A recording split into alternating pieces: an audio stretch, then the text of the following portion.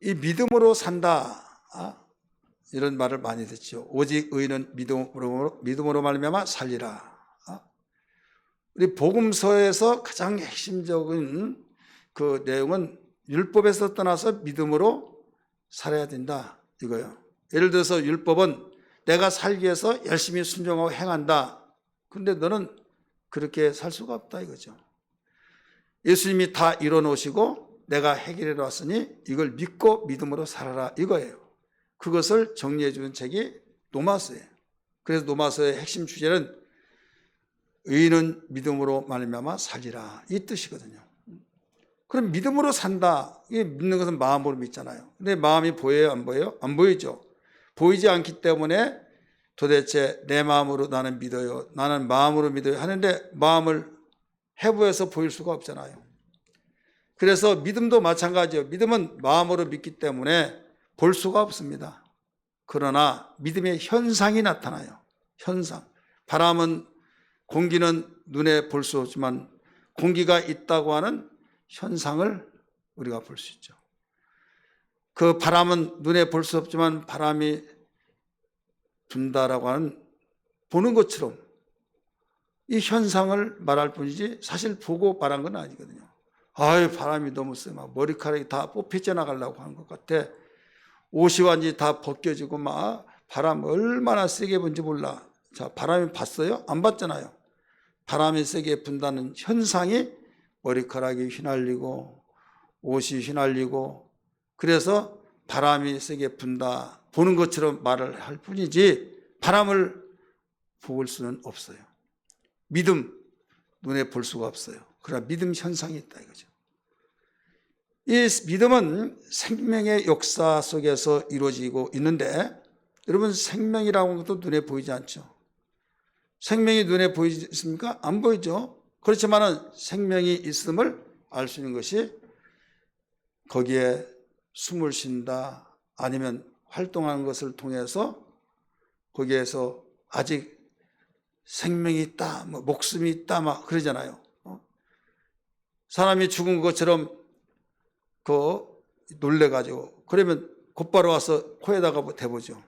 두 가지, 콧김이 나오는가 안 나오는가, 온도가 지금 유지가 되고 있는가 없는가. 그러면서 이 콧김이 있다고 한다면 아직 생명이 있다, 이렇게 말하잖아요. 또 의사들은 눈을 완전히 뒤집어 올려가지고 후레시불로 쫙 비춥니다. 초점이 없으면, 또 초점이 있으면 거기에 괜찮습니다, 심각합니다, 거기에 따라 말을 하죠. 무엇을 보고 말하냐? 모두 다 현상을 보고 말한 거예요. 이 씨앗을 심었을 때 씨앗이 생명이 있는 거 알지 못하지만 생명이 있다고 하는 것은 거기에 싹이 나요. 그러면 생명이 있구나, 이걸 느껴요. 이 고수 알죠? 어떤 전문가를 고수라고 그 말이 아니라, 이 먹으면 막 쉬어가지고 침이 막 생기는 고수 있잖아요. 특별히 중국에서는 그걸 쌍차이라고 하는데, 쌍차이의 그 고수가 얼마나 비린내 같은 것도 되고 막 이맛살이 찌푸러져요. 우리나라 김치 없으면 밥 먹지 않는 것처럼 중국 사람은 그 향이 없으면 밥을 못 먹어요. 그래서 중국에서 강의하면서 보면 우리 한국 사람은 좋아하지 않으니까 그걸 이제 타서 미나리가 팍 썰어가지고 그걸 막 그 속에 넣고 먹거든요. 그럼 우리는 이제 안 먹으니까, 목사님 다 드셨어요? 다 넣었습니까?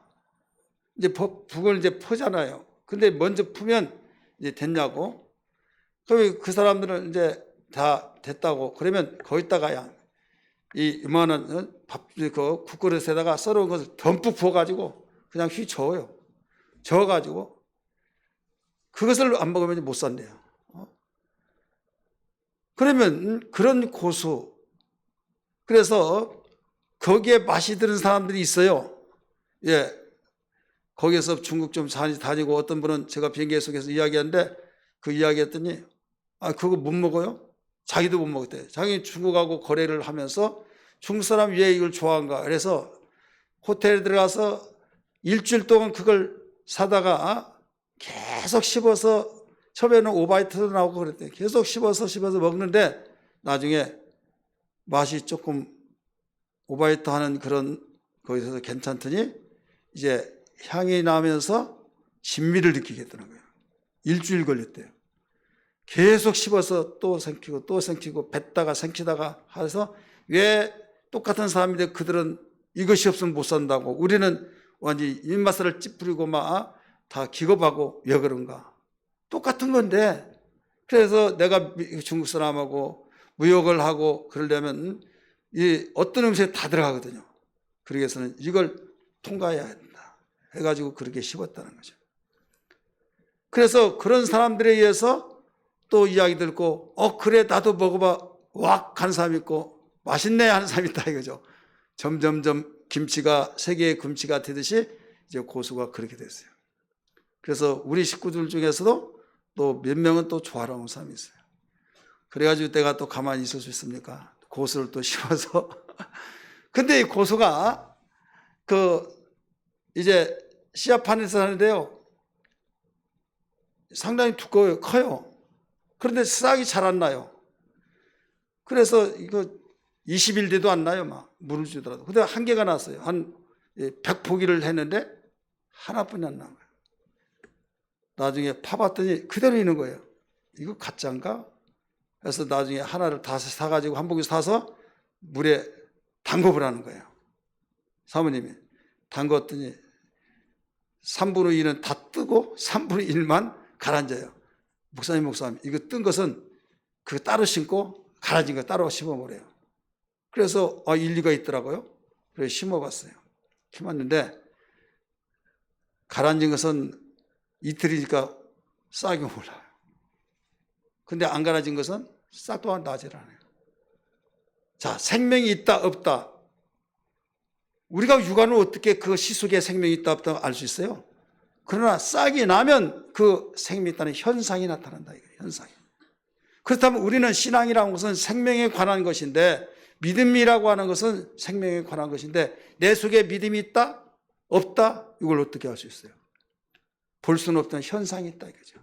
사도행전 14장의 말씀 보면 14장 9절에 이런 말씀이 나요. 바울이 누스트라에서 나면서부터 걷지 못한 자가 있는데 바울이 열심히 하나님 말씀을 강론합니다. 설교를 하고 있어요. 그랬더니 앞에서 앉아 있으면서 바울이 이쪽으로 보게 돌리면 그쪽으로 얼굴을 동하고, 이쪽으로 돌리면 이쪽으로 따라서 눈을 돌리면서 눈 하나 깜빡거리지 않는 거예요. 참 안쓰러운 것이 뭐냐면 걷지를 못하는 사람인데 그 사모함이 있더라 이거죠. 그래서 성경에 보니까 믿음 있는 것을 보고 이렇게 나와요. 따라서 믿음 있는 것을 보고, 믿음 있는 것을 봤다고 해서 믿음을 볼 수 있어요? 그 속에서 믿는 걸 어떻게 봅니까?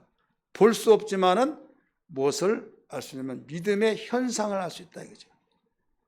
믿음은 어디에서 나옵니까? 들음에서 나죠. 그러면 듣고 들으면 그 생각이 내 속에 들어오면서 뿌리를 내리면서 거기에 의지가 되어지고 모든 것이 긍정이 되어지면서 삶의 변화를 일으킨데, 가장 기초적인 거 믿음을 볼 수 없는데 바울은 분명히 그 누스트라에서 나면서부터 걷지 못한 자를 향해서 믿음 있는 것을 보고 하면서 일어나 걸으라 하면서 잡아 당겼어요. 이때 거기에 놀라운 역사가 일어난 거예요. 뛰기도 하고 걷기도 하고 정상으로 걸어다니더라 이거죠. 그러니까 그 목격을 하는 사람들, 그 지역 사람들이 하늘에서 신이 왔다, 바울과 바나바를 막 두 신인데 이름을 붙여가면서 막 송아지를 잡고 신이시대 하늘에서 강림하셨다고 하면서 제사를 지내고 막 이런 일이 일어나더라 이게. 그러면서 아니다, 나는 당신들과 똑같다, 아닙니다 막. 그래서 나중에는 옷을 다 찢으면서 볼 거 안 볼 거 다 보여주면서 나는 당신들과 똑같은데 이런 일을 하지 말라고 하나님이 나에게 보내서 왔다고 하면서 간신히 그 신으로 받들어 추대받으려고 한 것을 무마시켜놨어요. 말하고 싶은 건 다른 거 아닙니다. 믿음을 볼 수 없으나 믿음의 현상이 있었어요 없었어요? 있었어요. 오늘 우리는 무엇보다도 건강한 신앙생활을 해야 될 줄 믿습니다. 건강한 신앙생활. 여러분 육체의 건강을 위해서 얼마나 신경 많습니까? 육체의 건강을 위해서 정말 힘을 기울이는데 건강이 우리에게 얼마나 중요했으면 먹고 살기 힘들 때는 귀신도 먹고 죽은 귀신이 때깔이 좋다 이런 말을 하는데 그래서 먹어야 된다. 가리지 않고 막 열심히 먹고 그래서 살쪄본 것이 소원이라고 했고 도시에서 시골 온 사람이 배가 이렇게 하면 사장님이시다고 하고 바싹 마른 사람은 사장 취급 들어가지 못했어요. 근데 그게 아주 옛날 아득한 옛날 일을 생각하면 이제는 날씬한 사람이 인정받지 뚱뚱한 사람이 인정받을 수가 없어요. 지금도 기억이 납니다. 군대에서 지휘관들은 대부분 이렇게 뚱뚱했어요. 김대중 전 대통령 고인되셨지만은 그분이 장군이 되어가지고 지휘관이 어떻게 이 비대한 몸을 가지고 전투 현장에 나갈 수 있냐? 살 빼라. 아니면 다 모든 것을 퇴직시키겠다. 그래가지고 난리 났습니다만. 대대장, 연대장, 또 이 사단장 막 이런 사람이 뚱뚱해가지고 그러니까 막 살 빼니라고 난리 났는데요. 그 뒤로부터요. 살찐 사람은 이제 인기가 없어요. 자, 살찌면 혈관이 좁아지죠. 건강이 악화돼서 결국 쓰러진 일들이 많잖아요. 그러면서부터 건강관리의 1호 바로 성인병의 주범 비대한 것이다. 자, 건강하려면 처방을 잘해야 된다? 아니에요. 우리에게는 예방이 더 중요하다. 이 말을 하잖아요. 이것은 내가 아무리 말하더라도 나보다 더 많이 알잖아요. 육체의 건강을 위해서 우리는 진단을 하고 또 처방도 내리고 해서 신경을 쓰지 말라도 신경 쓰잖아요. 내가 말하고 싶은 건 다른 거 아니라 주의 종들은 영적인 문제를 다루고 영적에 관한 것들을 전하고 그렇지 않습니까? 그런데 육체적인 건강은 그렇게 신경을 쓰는데 영적인 건강은 신경을 쓰지 않는다 이거죠. 그러면 영적인 것과 육체적인 것을 우리는 균형 있게 붙잡아야 하는데 그 균형이 있다 할지라도 먼저 우선이 있다 이거죠. 자, 남성과 여성의 그 인격을 존중히 여겨서 우리가 성차별을 하지 말아야 된다 하잖아요. 성차별하지 말라. 근데 그 유교 정신에서는 그 남자는 하늘이다 해가지고 무조건 여자는 복종하라 이렇게 말했잖아요. 그 사상이 600년 동안 지속하다 보니까 완전히 여자는 몸종이 몸종. 에바군이 그러니까 취급을 존경받지 못하고 완전히 애나 낳아주고 애나 키워주는 그 가정의 대를 이어주는 에바군이나 된다. 그러니까 얼마나 속상하겠습니까? 여기에서 균등하다, 똑같다. 이것은 이미 성경이 가르쳐 놨어요. 그래서 여기에 인격적인 면에서 인정을 받지 못한 것 때문에 속상해가지고 들고 일어나면서 막 남녀가 다 똑같은데 평등한데 왜 그러냐 막 이러잖아요. 안 아프더라도 생각 속에 가슴이 아프잖아요. 상처를 받잖아요. 왜 그건 아는데 여러분 영혼에 대한 관심은 정량이죠. 영혼에 대한 그 모든 건강은 왜 무관심하냐 이거죠. 자, 남자 여자 인격이 같기 때문에 우리는 서로 존경해요. 그렇지만은 남자 여자는 동일하게 인격적으로 우리는 차별을 하지 않는다 할지라도 순서는 달랐다. 순서는 여자가 먼저입니까? 남자가 먼저입니까? 누가 먼저입니까? 알이 먼저입니까? 아니면 닭이 먼저입니까? 물어보면 과학자들은 지금도 해답이 안 나왔어요. 여자가 먼저예요? 남자가 먼저예요? 남자가 먼저예요? 남자는 어디서 나왔어요? 여자에서 나왔잖아요. 남자 여자에서 나왔잖아요. 아무리 남자라 할지라도 여자의 몸에서 태어났잖아요. 그럼 누가 먼저예요? 여자가 먼저잖아요.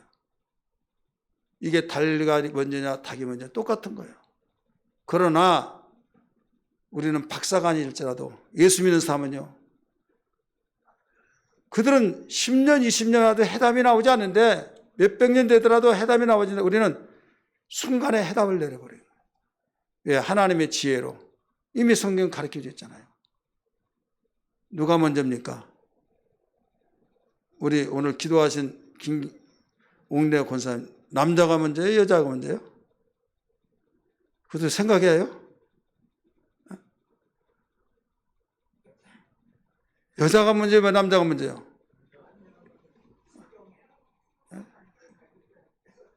남자가 문제죠.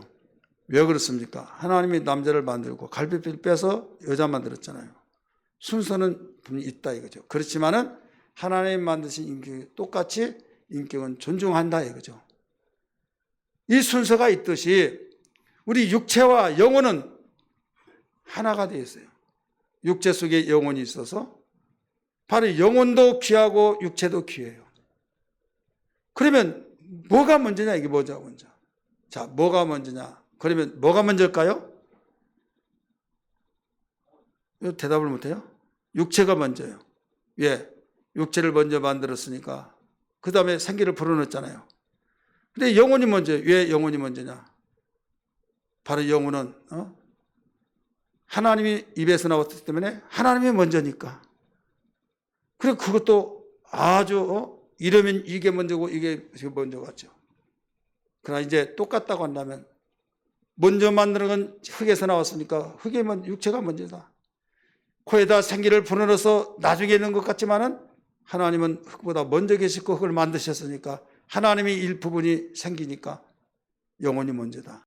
그러면 이 말도 맞고 저 말도 맞다 이거죠. 그러면 이제 똑같다고 할 때 그 다음에 문제예요. 어느 것이 유한하고 무한하냐 이거죠. 육체는 한시적인 존재고 영혼은 영원한 존재라는 사실을 믿기 바랍니다. 그렇기 때문에 이리 보든 저리 보든 뭐가 가치가 되느냐? 영혼이다 이거죠. 영혼. 흙으로 왔은 데는 흙으로 돌아갈지어다. 영혼은 하나님께로 왔기 때문에 하나님에 돌아가서 흙은 그냥 먼지를 뭉쳐서 그게 흙이요. 흙으로 왔다가 돌아가면 흙으로 가서 끝나버린 겁니다. 저는 어느 날 상당히 오래됐지만은 어느 집사님이 목사님 시간 되십니까? 왜 그러냐고 그랬더니 산소를 가서 예배를 드렸는데 무슨 산소냐고 그랬더니 자기 아버지가 6.25 때 죽었는데 그 산을 팔아서 묘를 파내하는데 그 파내는 데 있어서 예배를 드리려고 한다. 속으로 예배 드리지 말고 그냥 하지. 예? 또 안 하면 시험 들까봐 알았다고 거기에서 이제 막 가만히 이걸 가지고 가고 또 새끼 꼬아진 것을 막 거기다 가지고 가고 이거 왜 그러냐고 했더니 뭐 기름통도 가지고 가고 장작도 가지고 가고 뼈 나오면 그거 태우려고 한다는 거예요. 정상으로 가려면 저기 화장대에 가야 하는데 몇십 년 됐으니까 그럴 수는 없고 거기서 남으면 얼마나 남겠느냐 해서 태운다는 거예요. 그리고 이제 묘를 다 뚜껑을 열었어요. 다 해치고 나중에 이제 파 내려갑니다. 그럼 목사님 이렇게 할까요? 저렇게 할까요? 어디로 갈까요? 내가 알합니까? 아니 그걸 또 나한테 물어봐요. 그래서 조심조심 파라고 그랬어요. 조심조심 파는데 그 잘 파가지고 옛날 사람은 지관을 가지고 그 남쪽 막 이런 거 있잖아요. 방향을 잡고 이리 파라고 하면서 파는데 판이 딱 있는 판이 자국이 있어요. 그 자국을 옆에 홈을 파가지고 거기를 밟지 절대 이게 밟지 마라. 이게 밟으면 푹 가라앉아 버린다. 그랬어요. 그랬더니 알았다고 빵을 파는데 뚜껑이 나오질 않고 자국만 있는 거예요. 그래서 그 뚜껑을 조심조심하면서 옆에 이렇게 발 디딜팀을 만들려고 하는데 나중에 끝이 안 보여요. 봤더니 자국 자체만 있지 판때기가 없는 거예요. 얼마나 허무하겠습니까? 나무 자국이 있어서 그게 지금 그걸 잘 열어야 되는데 일부 썩고 그것만 남았다 생각하는데 그걸 열어봤더니 아무것도 없고 열리지도 않고 나중에 봤더니 너무 허무한 거예요. 함이 있어서 뚜껑만 여기에서 뼈가 그대로 있고 이 치아도 있고 머리카락도 있고 머리카락 안 썩었으면 남았을 것이고 그런데 아무것도 없고 거기에 개미들이 왔다 갔다 하고 지렁이가 왔다 갔다 하고 그 다음에 아카시아 나무가 뿌리가 거기 나와가지고 있는 거예요. 아무리 파고 파더라도 없고 나중에 젓가락 대나무 젓가락 큰 거 있잖아요. 한 두어 개가 있는데 그게 봤더니 이 정갱이 여기에 뿌린 거예요. 웬만한 머리 두상 이 박도 이러셨는데 그거 없고 모든 뼈 다 썩고 없어요. 얄푸름한 젓가락 두 개. 그러니까 가만히고 뭐고 뭐 장장이고 휘발유고 다 필요가 없었어요. 나는 그때 무엇을 느낀다면 거기에 너는 흙이니 흙으로 돌아가라고 해서 이 가루를 하더라도 이 흙이 아닌 것까지 느끼잖아요. 그런데 거기에 썩었으니 흙이 되잖아요. 지렁이가 있고 또 나무 뿌리가 있고 거기에 존재 자체는 육체라고 하는 존재는 그냥 와르바시처럼 젓가락 두 개 아무것도 없더라. 심지어는 이 치아가 썩지도 않는데 그것도 없어요. 그 두 가지 해서 너무 허무한 거예요. 너는 흙이니 흙으로 돌아가라. 그 말이 가슴에 와닿더라고요. 그러면 우리 육체 속에 뭐가 있다고요? 영혼인데 영혼은 어디로 갔어요? 하나님께로 간 거예요. 영혼이 없어지지 않냐고. 하나님과 함께 사는 자가 있을 것이고 어떤 자는 영혼이 하나님과 구분되어서 지옥에 던져져서 살 자가 있다 이거죠. 자, 그러면 육체는 흙에서 왔기 때문에 흙으로 가서 끝나버렸고 남는 건 뭐만 남았어요? 영혼이 남았다 이거죠. 그럼 영혼의 가치가 얼마나 크냐? 사람들은 육체의 가치가 크다고 해서 가꾸고 관리하고 정말로 육체를 위해서는 돈을 얼마나 많이 투자합니까? 피부 미용에서부터 시작해서 또 이 얼굴이 여기가 나왔다면 광학 수술을 하고 또 쌍꺼풀을 올리고 이모 저모 다양하게 머리에서부터 발끝까지 막 거기에 쳐 바르고 거기에 투자를 얼마나 많이 하냐. 이게 잘못됐다는 거 아니에요. 현실을 말하고 있는 거예요. 그런데 왜 영혼에 대해서는 관리를 안 하냐 이거죠. 영혼의 관리는. 자, 영혼에 대한 관리를 하라는 것이 기독교와 오직 성경에서 증거하고 있지 누가 증거해 줍니까?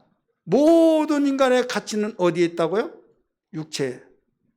사회에서도 그걸 원해요. 그래서 성형을 하지 않으면 관리가 아름답지 못하면 아예 면접에서 들어가지도 못하는 거예요. 그러니까 사회 구조가 그렇게 됐다 보니까 관리. 멀쩡한 얼굴 가지고 갈고 뜯어 붙이고 막 붙였다 떼었다고 막 이건 말로 표현할 수 없죠. 그럴 때 이 사실을 안다고 하는 사람은 어느 정도까지는 이해해 주겠다 이거죠. 근데 부모를 원망하죠. 왜 나를 이렇게 만들어놨냐고. 그 사람은 자기 자식 나면요 자식한테 그런 말 그대로 들을 겁니다. 악담이 아니에요. 심는 대로 거둔 거예요. 그런데 문제는 우리 열심히 신앙생활 한다는 사람들도 이런 사실들을 넘지를 못하고 거기에 빠져서 허덕이고 있다 이거죠. 따라합시다. 하나님 볼 때는 중심을 보신다. 외모를 보지 않는다고 그랬어요. 여러분 하나님을 섬기고 예수 믿다면 주님의 사상, 주님의 눈으로 보는 것이 우리의 신앙이 아니냐 이거죠. 근데 왜 말로는 주님의 눈으로 본다고 하는데 세상 사람은 외모를 보기 때문에 그것을 인정받기 위해서 영혼은 만신창이가 되더라도 영혼만을 육체만을 위해서 거기에 모든 걸 쏟아붓냐 이거죠. 그 정성 가지고 우리는 영혼의 관리를 해야 될 줄 믿기 바랍니다. 할렐루야. 영혼의 관리를 해서 영혼의 건강, 신앙의 건강을 우리는 챙겨야 된다 이거죠. 신앙의 건강 챙기기를 원하시면 아멘 하십시다. 그러려면 무엇보다 진단을 먼저 해야 해요. 예, 처방이 먼저가 아니라 진단이 먼저입니다. 정확한 진단, 그 진단을 따라서 처방을 내릴 때 건강이 유지가 되는 거예요. 그러기 위해서는 그 진단을 내리기, 처방을 하기 위해서 진단하기 이전에 먼저 해야 할 것이 예방이에요. 따라서 예방이 얼마나 중요합니까? 우리의 영혼에 관하여서도 이 일을 예수님이 말씀하셨어요. 읽었던 본문의 말씀이 8장 1절부터 15절까지의 내용이 전체 이 내용을 가르쳐 주고 있어요. 마태복음은 13장에 기록한 내용이고 누가복음에서는 8장에 1절부터 15절까지 있는 내용이 오늘 우리의 영적의 건강한 생활을 위해서 가르쳐준 말씀이다. 이 말씀이에요. 오늘 이 자리에 참석하며 예배에 동참하는 우리 예관교회 모든 성도들이여 신앙의 건강한 생활이 되어지기를 주의 이름으로 축복합니다. 예수님은 이 영적 건강을 위해서 여러 가지로 가르쳐 주시는 분이신데 농경사에는 아무리 과학이 발달되고 문명이 변화됐다 할지라도 이 농경사는 없어지지 않습니다. 그래서 씨 뿌리는 비유를 통해서 이 부분을 잘 진단도 해주시고 또 처방도 해주시고 우리에게 신앙의 건강생활을 해야 된다 이것을 일러주시고 있는 거예요. 그러면 진단을 할 때 예방도 되어지고 만약에 아프면 진단을 하면서 4가지로 진단을 했어요. 몇 가지요? 4가지. 첫 번째 진단이 뭐냐? 이 영적 건강을 위해서 4가지로 진단하시는데 길가에 떨어진 씨와 같은 자가 있다. 이걸 가르쳐 줬어요. 따라합시다. 길가에 떨어지는 씨와 같은 이가 있다. 여러분 자신이 내가 어디에 속한가를 한번 보세요. 우리 5절 말씀 먼저 봅니다. 누가복음 8장 5절 말씀 같이 읽습니다. 시작. 씨를 뿌린 자가 그 씨를 뿌리러 나가서 뿌릴새 더러는 길가에 떨어짐에 밟히며 공중의 새들이 먹어버렸고 진단을 해줬어요. 씨를 뿌리는 농부가 씨를 뿌렸어요. 그랬더니 길가에 뿌려진 씨가 있더라 이거죠. 그러니까 새들이 다니면서 여기 먹을 거 있다 주워 먹어버렸다 이거죠. 그러면 이게 뭐냐? 해설을 해야 할 거 아니에요. 해설을. 뜻을 알아야 할 거 아니에요. 의사가 전문적으로 뭐라고 말하고 하는데 그 뜻을 해석을 해주면 알지를 못해요. 전문가만 알듯이. 예수님이 모를까 봐 이것을 해석을 해주셨어요. 몇 절 말씀 보신고 하면 우리 11절 말씀 봅니다. 11절 12절 시작. 이 비유는 이러하니라. 씨는 하나님의 말씀이요 길가에 따라서는 말씀을 듣는 자니 이에 마귀가 가서 그들이 믿어 구원을 얻지 못하게 하려고 말씀을 그 마음에서 빼앗는 것이요. 자, 씨는 뭐라고 그랬어요? 하나님 말씀이라고 그랬어요. 길가에 떨어진 것은 마귀가 와서 씨를 먹어버렸다는 거예요. 무엇을 하기 위해서? 구원을 받지 못하기 위해서. 구원을 얻지 못하기 위해서. 그러니까 하나님 말씀을 들을 때 씨가 여러분 마음밭에 떨어지고 있는 거예요. 그런데 마귀가 와서 먹어버렸다. 구원을 받지 못하게 하기 위해서. 그러면 씨를 먹어버릴 싹이 나요 안 나요? 나지 않아요. 구원도 못 받는다 이거죠. 그래서 설교를 듣지 못하면 영적으로 끝나는 거예요. 설교 듣는 시간에 하나님 말씀을 듣지 못하고 교회 시간에 예배 시간에 1시간이면 1시간 예배 드렸을 때 이 사람은 사형 선고 받은 사람과 똑같은 거예요. 그런데도 불구하고 오늘날 예배 드리면서 끝벗고 졸고 졸지 않더라도 듣지 못하고 듣지를 않고 그냥 내가 뭐 때문에 왔나 생각하지도 않고 그냥 여기에 왔다가 그냥 가는 사람들이 있다 이거죠. 이것은 영적 생활을 포기한 사람이고 자살행위와 똑같은 사람이에요. 분명히 예수님이 설명했잖아요. 길가에 떨어졌다는 것은 씨는 하나님 말씀인데 거기에서 구원을 얻지 못하게 하기 위해서 새들이 와서 먹어버렸다. 마귀가 먹어버렸다 이거죠. 뭘로 구원받습니까? 믿음으로 구원받잖아요. 믿음은 어디서 나옵니까? 들음에서 나죠. 근데 듣는 것을 못 듣게 했다. 먹어버렸기 때문에 못 듣는 거예요.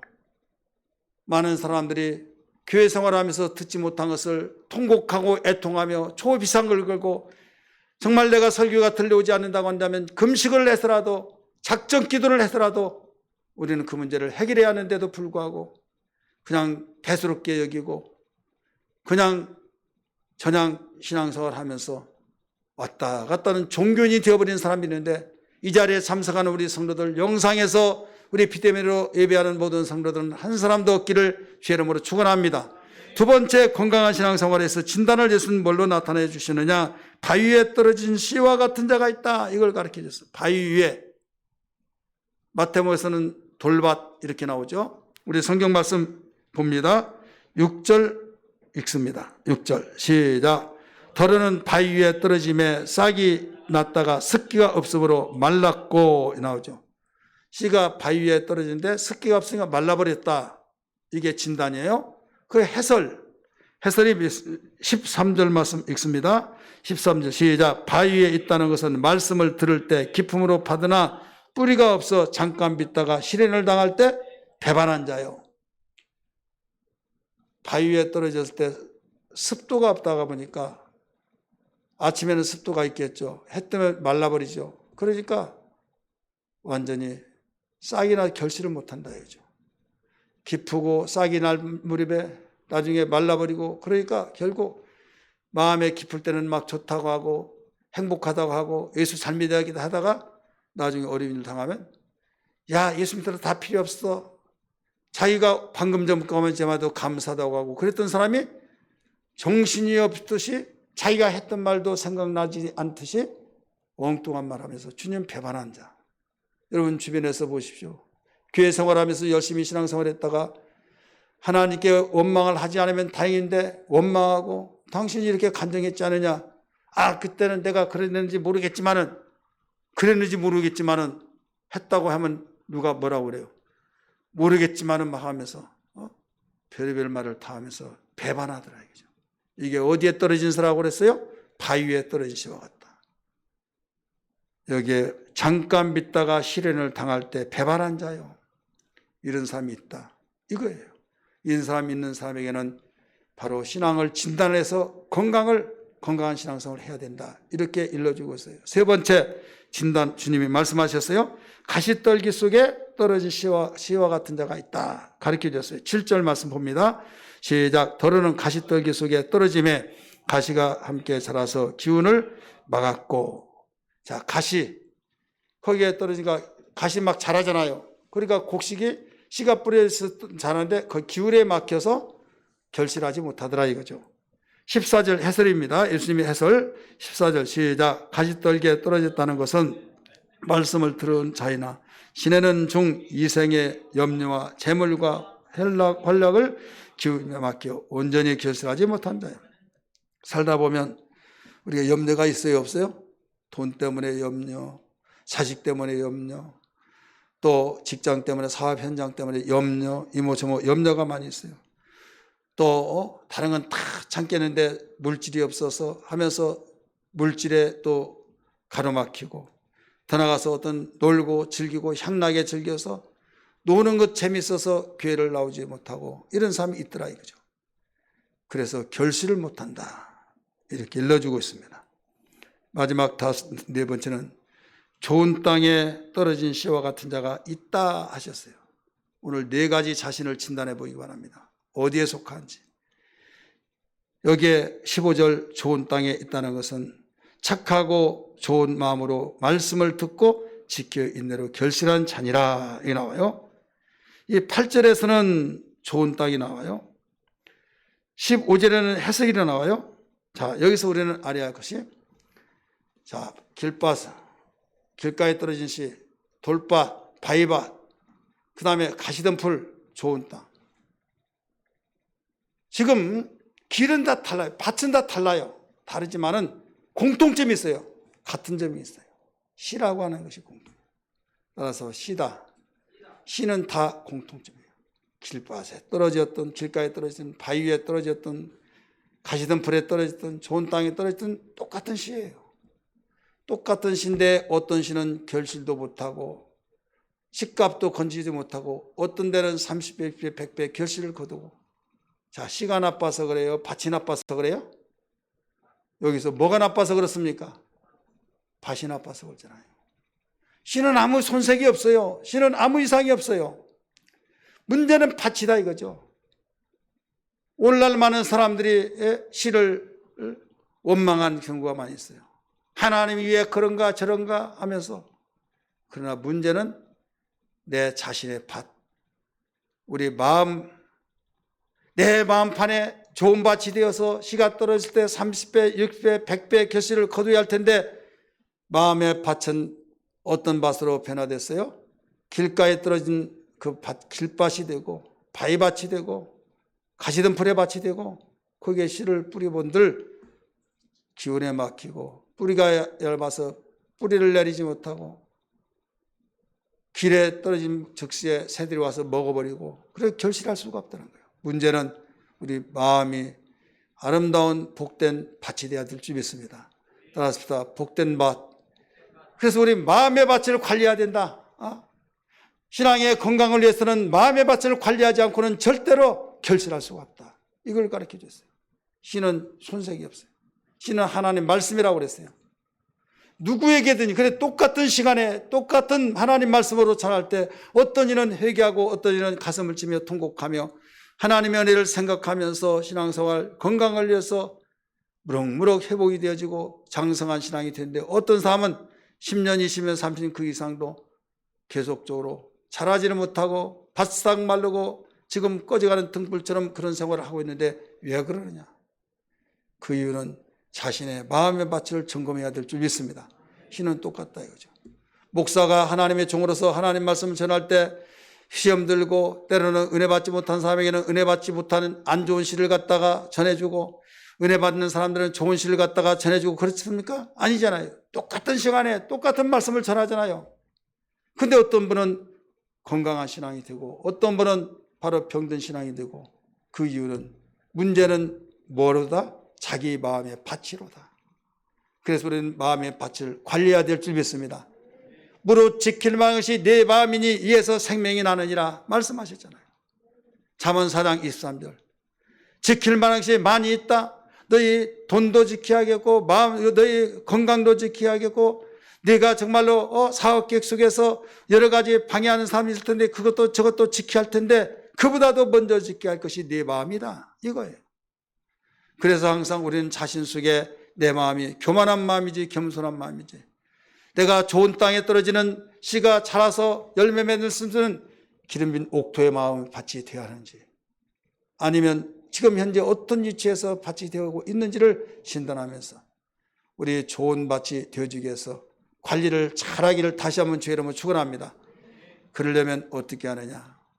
관리를 잘해야 해요. 자, 좋은 땅은요 그냥 된 거 아니에요. 좋은 땅은 관리를 통해서만이 되어집니다.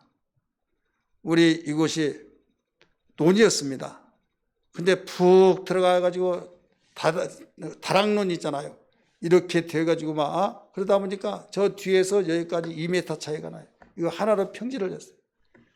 개발 행위를 받아놓고 개발 행위 받아놓은 데는 이 돌멩이하고 돌멩이 막 부셔가지고 그 시멘트 이런 것도 피자재를 갖다가 다 쪼개고 막 기계로 쪼개서 그 다음에 흙으로 섞어서 이제 건축할 때 이제 허가를 내줘요. 이것을 정상적인 흙을 나누면요 몇 천만 원 들어요. 그래서 우리 지역에 사는 분이 전화가 왔어요. 홍 목사님 이 흙을 받으라고 하는데 그거 받으시려냐고. 받는다고. 말이 떨어지자마자 막 25톤짜리가 막 왔다 갔다 하더니 금방 막 산더미에 쌓아놓고 막 부러지더라고 밀고 해서 다 평탄 작업을 해놨어요. 거기까지는 좋았는데 자갈하고 막 이런 폐자재 자갈하고 그 다음에 그 흙도 거기에서 나온 흙하고 버무려 가지고 놓았는데 나무를 심더라도 나무가 안 돼요. 그리고 그건 폐자재로 되기 때문에 10년, 5년 이상이 돼야 비가 오고 막 물이 빠져나가고 나쁜 그것들이 다 빠져나가고 그 이전에는 곡식되면 먹어서도 안 되는 거예요. 나중에 뿌리가 내리질 않아요. 그래서 여기저기서 막 흙을 또 받고 저기 우리 배추밭 있잖아요. 주차장 되어 있죠. 그리고 나중에 쇠갈퀴를 막 갖다가 파 했더니 자갈이 나온 걸 한쪽에 비누르고 받아내고 버리고 막 지금 이만큼 배추가 자라고 오이가 자라고 이모저모 곡식이 자란 것은 그냥 된 거 아니에요. 그만큼 관리를 했다 이거죠. 그만큼 속에 있는 것까지 다 뒤집어서 막 흙을 돌멩이를 다 긁어내고 거기다가 퇴비를 넣고 거기서 정말 힘들게 가꿨어요. 그랬더니 이제 옥토화가 되어지고 있는 거예요. 버려졌더라면요 아무것도 쓸모가 없는 거예요. 저는 그걸 보면서 그래 내가 시골 출신으로서 옛날에는 밭이 없었어요. 밥 지었을 때 밭이 있는 그 사람들을 보면 부러웠어요. 그런데 산 있는 사람들은 밭을 막 만들어요. 어떻게 만들까 했더니 나무를 잘라가지고 그 나무뿌리를 깨내고 거기에 다 돌멩이 한쪽으로 해서 경계선에 놓고 막 밭을 괭이로 막 울기고 쟁기질 해서 막 거의 토비를 막 넣고 몇 년 되니까 기름진 땅이 되더라고요. 가꾸니까 되더라 이거죠. 벌거른 황토에다가 나지도 않고 풀도 나지도 않은 그런 데다 근데 토비를 넣고 몇 년 가니까 가꾸니까 기름진 옥토가 되듯이 여러분 우리는 죄악의 뿌리가 나고 이 세상의 풍조를 따르고 이모저모 세상의 풍조에 따라서 생활했던 그 버려진 황무지 같은 우리의 심령밭, 우리는 세상의 습관을 쫓아서 풍조를 통해서 우상 숭배해진 그런 땅, 버려질 수밖에 없고 곡식이 되지 않은 하나님의 말씀의 뿌리가 내릴 수 없는 이런 마음의 밭이었지만은 예수 믿고 회개하면서 돌멩이를 바로 끌어내고 잡초를 다 끌어내고 뿌리를 끌어내고 거기에서 성령과 말씀과 기도로서 우리 마음의 밭을 일궈나갈 때 좋은 밭이 되어진다는 걸 알아야 될 줄 믿기 바랍니다. 할렐루야. 이것을 가꾸지 않냐고는 어떤 씨가 떨어질지라도 결실이 없어요. 오늘 우리는 이 말씀을 듣는 성도들이여 신앙의 건강 생활을 해야 하는데 예방을 하고 예방이 안 되면 우리는 정말 피땀 흘리고 눈물 뿌리고 회개하며 금식이라도 해서라도 마음밭을 일궈야 될 줄 믿습니다. 마음밭은 오직 겸손해야만 됩니다. 겸손은 가꾸지 않고는 될 수가 없어요. 너희는 이 마음을 품어라 곧 그리스도 예수의 마음이니 내 마음은 온유하고 겸손하니 내게 와서 배우라 말씀하셨어요. 그래서 누가 설교를 한다 할지라도 어느 누가 설교를 한다 할지라도 좋은 밭을 가진 사람은 다 말씀이 거기에 떨어져서 결실을 해요. 아무리 유능하고 대단한 훌륭하고 명성 있는 사람이 설교를 한다 할지라도 내 마음밭이 가꿔지지 않는다고 한다면 은혜를 받을 수가 없어요. 심지어는 예수님이 나타나셔서 말씀을 전한다 할지라도 은혜 받을 수 없어요.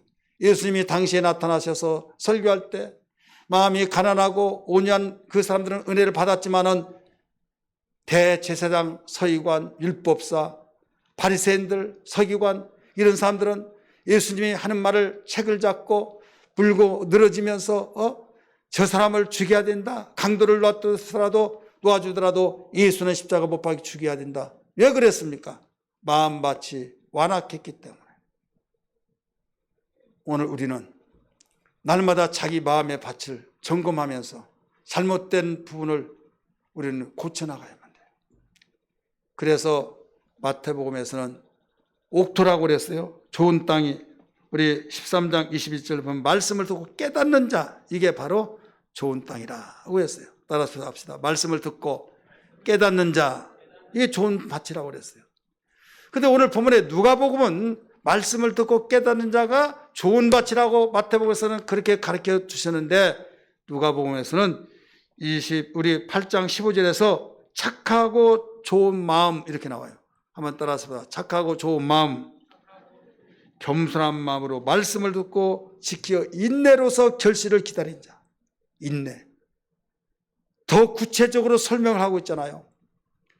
그래서 내 자신 속에 정말 복받은 사람은 오냐고 겸손한 자. 때로는 뒤집어 놓고 막 이것저것 다 끝내버리고 싶은 생각대로 성깔이 빌어먹은 사람은 그런 사람이 있잖아요. 그래서 막 휘발을 찢겨서 막 태워 죽이고 막 이런 일 있잖아요. 여러분 성깔이 다 없는 사람 다 있는데 어느 정도의 차이는 있겠지만은 우리는 예수님 믿고 예수님을 본받아서 인내하고 결실하기 위해서 이를 악물고라도 참아낼 줄 아는 사람. 이게 바로 좋은 땅이 되어진 것을 알아야 될 줄 믿습니다. 따라서 합시다. 인내로 지켜 결실을 일궈내는 자. 이게 좋은 땅이에요. 착한 마음, 여기 윤리와 도덕적인 착한 마음이 아니에요. 오직 우리는 말씀에 의해서 아멘으로 겸손하게 받아들이는 사람을 착한 마음이라고 그래요. 그러면 윤리와 도덕적으로 착한 마음이 좋은 땅이면 공자가 불자가 석가모니가 이러면 착한 마음이에요. 이것은 우리들끼리 인간의 세계에서는 착한 마음 가졌다고 하고 샌님처럼 얌전한 사람 착한 마음일까요? 하나님 보실 때는 그게 아니에요. 우리는 주님의 마음으로 겸손해야 진짜. 오직 하나님 말씀을 받아들일 때 겸손하게 아멘하는 사람, 이런 사람이 많이 우리 결실해서 30배, 6배, 100배를 맺어서 이 땅에 사는 동안은 행복이 있고 죽어서는 영광이 있고, 그래서 한 사람도 낙오자가 없고 칭찬 듣는 신앙 되기를 죄 이름으로 축원합니다. 할렐루야.